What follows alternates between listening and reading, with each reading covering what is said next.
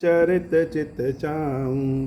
पानी ग्रहण जब कीन महेशा, यहर से तब सकल सुरेशा। कवन सुकाज कठिन जग माही, जो नहीं होई तात तुम पाही। राम का जलगी तब अवतारा, सुनता ही भयऊ पर्वताकारा।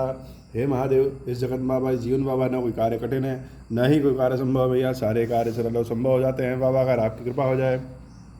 भवन गयो दस कंदर, यहाँ पिशाचिनी वृंद। सीत ही त्रास देखा वही, दरहि रूप बहुमंद। मंगल भवन मंगलहारी, उमा सहित जहि जपत पुरारी। रावण ने सारी राक्षसियों को आदेश दिया कि सीता त्रास दिखावूं, जितना प्रताड़ित कर सको उतना सीता को प्रताड़ित करो। और सीता माता को धमकी दिया कि अगर 1 महीने में मेरी बात नहीं मानी तो हम तुम्हारा गला काट देंगे। अब राजा ने आदेश दिया है तो नौकर चाकर को तो अपना काम करना ही करना है कि जितना त्रास दे पाओ दे दो। सारी राक्षसियां जुट गई माता जानकी को परेशान करने के लिए। लेकिन अगर प्रभु साथ हैं, भगवान की कृपा साथ है, तो बड़ा भारी मेरु पर्वत के समान भी अगर संकट आ जाए और भगवान सरसों के दाने के बराबर भी कृपा कर दे, तो वह सरसों का दाना ही मेरु पर्वत को काट दे। हर जगह भगवान को शक्ति का प्रयोग करने की आवश्यकता नहीं होती है। बहुत चीजों को भगवान हंसी खेल में खत्म कर देते हैं, समाप्त कर देते हैं, संकटे समाप्त कर देते हो। तो बड़ी भारी लीला यह हुई कि राक्षसियां परेशान कर रही हैं जानकी मैया को, लेकिन उन्हीं राक्षसियों की जो सरदारिन है, मेट है, लीडर है, उनका नाम त्रिजटा है। और कहावत है कि संगत से गुणावत है, संगत से गुण जात। जिस व्यक्ति के साथ हम रहेंगे, जिस पदार्थ के साथ रहेंगे, धीरे धीरे अपना गुण उनमें और उनका गुण अपने में आने लगता है। तो माता जानकी के साथ जो निरंतर रहेगा, और कुछ उसके पास हो या ना हो, लेकिन राम जी के प्रति प्रेम, श्रद्धा, भक्ति जरूर हो जाएगा, इसमें कोई शंका नहीं है। और कुछ पाए चाहे ना पाए, लेकिन भक्ति तो बिना मांगे, बिना कहे जानकी मैया की कृपा से मिल ही जाता है। और भक्ति मिल गया तो सब मिल गया बाबा। भगवान का प्रेम कहां जागृत हो जाए कौन जानता है। कोई जरूरी थोड़ी कि जो वैष्णव भक्त है उन्हीं के घर कोई भक्त जन्म ले हो। राक्षसों के घर भी भगवान जन्म ले लेते, भक्त के रूप में जन्म ले लेते। और कुछ कहना नहीं है, भक्त प्रहलाद की कथा सब जानते हैं कि जो सारे संसार को कह रहा था कि मेरी पूजा करो, मेरी पूजा करो, मेरी पूजा करो, उसी के घर में भगवान विष्णु का प्रेमी पैदा हो गया। तो राक्षसियों की जो मेट है त्रिजटा, राम राम राम राम सुनते सुनते उनके हृदय में राम जी की भक्ति प्रकट हो गई। और रात में सोने के पहले राम राम करके सोई तो एक बड़ा बढ़िया सुंदर स्वप्न देख लिया। तो क्या हुआ? त्रिजटा नाम राक्षसी एका, राम चरण रति निपुण विवेका। भगवान शंकर जी ने जो तुलसीदास जी से मानस की कथा लिखवाई है, बड़ा ही व्यवहारिक कथा है वो। यद्यपि सारे ग्रंथ अपने आप में श्रेष्ठ हैं, वेद पुराण सब श्रेष्ठ है, लेकिन सबसे अच्छा कौन है? सबसे अच्छा वह है जो अपने काम आ जाए। हमारी मित्रता बहुत जगह हो सकती है, जान पहचान बहुत जगह हो सकती है, लेकिन हमारे लिए कौन सबसे अच्छा है? जो हमारे तुरंत काम आ जाए। तो सारे पुराण, सारे ग्रंथ उनको पढ़ने के लिए ज्ञान की आवश्यकता है और मानस को जानने के लिए प्रेम की आवश्यकता है। सारे शास्त्र पुराण हम पढ़ेंगे, ज्ञान रहेगा, ज्ञानी रहेगा तब पढ़ेंगे।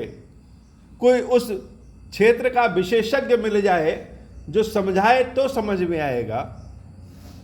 लेकिन मानस अगर हम सुनते ही रहें तो प्रेम प्रकट कर देता है। अलग अलग चीजों की जानकारी के लिए अलग अलग शास्त्र पढ़ना पड़ता है, लेकिन मानस एक ही शास्त्र ऐसा है जिससे सब चीज की जानकारी मिल जाती है। दुर्गा सप्तशती का पाठ हम ना पढ़ पाए तो मानस में जब माता जानकी भगवान राम को पाने के लिए भवानी अम्बा का प्रार्थना करती हैं तो वह दुर्गा सप्तशती के पाठ का फल प्रदान कर देता है। तो त्रिजटा अम्बा जो है उनके हृदय में प्रेम प्रकट हुआ। कैसा प्रकट हुआ? तुलसीदास जी ने प्रेम को अलौकिक नहीं बनाया है, तुलसीदास ने प्रेम को सांसारिक प्रेम के रूप में बनाया है। और अलौकिक प्रेम तो ज्ञानियों के लिए है जो समझ सके। और सांसारिक प्रेम क्या है? सांसारिक प्रेम संसार के इंसानों के लिए, जानवरों के लिए, जो अपने बच्चे को देख करके, अपने संबंधियों को देख करके, अपने माँ बाप पति पत्नी को देख करके जो प्रेम उत्पन्न हो जाता है, अपनी पसंद की चीज को देख करके जो प्रेम उत्पन्न हो जाता है, जो वह प्रेम है।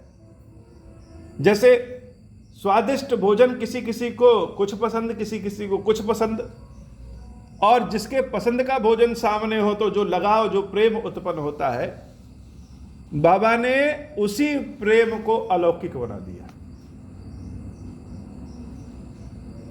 उसी प्रेम को तो क्या लिखते हैं? राम चरण रति निपुण विवेका। कैसा प्रेम है? रति, सांसारिक प्रेम है। और उस प्रेम के साथ कैसा है? निपुणता है। और निपुणता है तो विवेक है, निपुणता है तो विवेक है। सीता अम्बा भी आगे चल करके हनुमान जी महाराज को निपुणता का ज्ञान देती। तो त्रिष्टा अम्बा को पता है कि राम कौन है, उनकी भक्ति क्या है और उनका प्रयोग कैसे करना है, इसकी निपुणता भी है।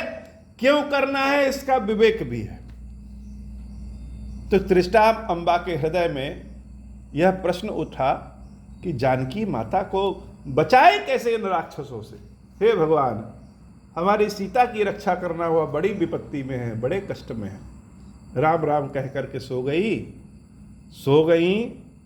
तो रात्रि में स्वप्न देखा। अब स्वप्न क्या देखा? सबनहु बोली सुनायसी सपना, सीता ही से करऊं हित अपना। सपना जो देखा हुआ दे बाद में सुनो, सारी राक्षसियों मेरे पास आओ। त्रिष्टा अम्बा ने सबको अपने पास बुलाया और कहा कि हमारे राजा रावण ने जो कहा वो तो ठीक है, लेकिन तुम्हारे पास कौन रहता है, रावण या हम रहते हैं। तुम्हारे सुख दुख का पहला ध्यान किसको होगा, महाराज रावण को या हमको होगा। तो तुम्हारे हित के लिए हम एक बात कह रहे हैं। और बात क्या है? सीता ही से करऊं हित अपना। जिसने सीता जी की सेवा कर लिया उसने अपना हित कर लिया। यह बात राक्षस राज रावण को समझाएंगे तो उनको समझ में नहीं आएगी, लेकिन तुम सब हमारे हो इसलिए तुमको बता रहे हैं। अब क्यों बता रहे हैं और अगर नहीं सेवा करोगी तो क्या होगा, तो वह सुन लो। सपने बानर लंका जारी, जातु धान सेना सब मारी। हनुमान जी महाराज भी वृक्ष पे बैठे सुन रहे हैं सपना हो। कहती है अम्बा कि स्वप्न में एक बानर आया है, उस बानर ने पूरी लंका को आग लगा दिया है और राक्षसों को रगड़ रगड़ के मार डाला है। किसने? बानर ने। बानर कैसे आग लगा सकता है, और जो बानर राक्षसों का भोजन है वह बानर ही राक्षसों को मार दे रहा है, यह कैसे संभव है? तो है या नहीं है पता नहीं, और स्वप्न में तो कुछ भी देख सकते हैं। तो स्वप्न में देखा है, सबनऊ बोली सुनायसी सपना, सीता ही से करऊं हित अपना, सपने बानर लंका जारी, जातु धान सेना सब मारी। अरे इतने नहीं सपना है, और भी सपना है। और भी सपना क्या है? खरारुढ़ नगन 10 सीसा, कि रावण की भी बड़ी दुर्गति हो गई। रावण बिना कपड़ों के नंगा हो गया है, और क्या कर रहा है? मुंडित सिर खंडित भुज बीसा, गधे पर सवार है, मुंडित सिर खंडित भुज बीसा, उसके सिर मुड़े हुए हैं, झुके हुए हैं, या कह दीजिए कटे हुए हैं। और जो 20 भुजाएं हैं, खंडित भुज बीसा, 20 भुजाएं कटी हैं। इतना विकराल सपना हमने देखा, ऐसा सपना देखा। और तो और रावण गधे पर सवार होकर के कहां जा रहा है? यही विधि सो दक्षिण दिश जाई, दक्षिण दिशा की ओर जा रहा है। और दक्षिण दिशा की ओर जाने का मतलब कि यमराज के यहां जा रहा है। सारी राक्षसियां डर गईं। अब उनके मन में प्रश्न हुआ कि सेना मारी जा रही है, लंका जल जा रही है, रावण मारा जा रहा है, तो आगे क्या होगा? आगे भी देखा। क्या देखा? लंका मनहु विभीषण पाई, जैसे लगा कि लंका के राजा विभीषण हो गए हैं। अब राजा अगर विभीषण हो जाएंगे तो राजा तो भगवान के भक्त हैं, और राजा जो लोग बचे रहेंगे जो भगवान के भक्त नहीं, उनको चुन चुन के मारेंगे। और जो भगवान का भक्त है उनको ही राजा अपने साथ रखेंगे। नगर फिरी रघुबीर दुहाई, तब प्रभु सीता बोली पठाई। और तो और पूरे लंका के नगर में जय श्री राम, जय श्री राम, जय सिया राम, जय सिया राम का चारों ओर उद्घोष हो रहा है। और रामचंद्र जी ने सीता देवी को अपने पास बुला लिया है। और यह सपना निश्चित रूप से सत्य होगा। ज्यादा दिन नहीं, 4 दिन में ही सत्य हो जाएगा। राक्षसियां डर गईं। यह सपना मैं कहूं पुकारी, होई है सत्य गए दिन चारी। पुकार के कहना यानी विश्वास के साथ कहना, निश्चय के साथ कहना, तेज आवाज में कहना कि यह स्वप्न निश्चित रूप से सत्य होगा। होई है ही सत्य गए दिन चारी, 4 दिन के भीतर ही सत्य हो जाएगा। इसलिए कह रहे हैं, तासु बचन सुनी ते सब डरी, जनक सुता के चरणनी परी। इसलिए कह रहे हैं कि सीता जी की सेवा करो। सारी राक्षसियां डर गई और हाथ जोड़ करके सीता माता के चरणों में गिर गई, उनकी सेवा के लिए चरणों में गिर गई हो। तो भगवान की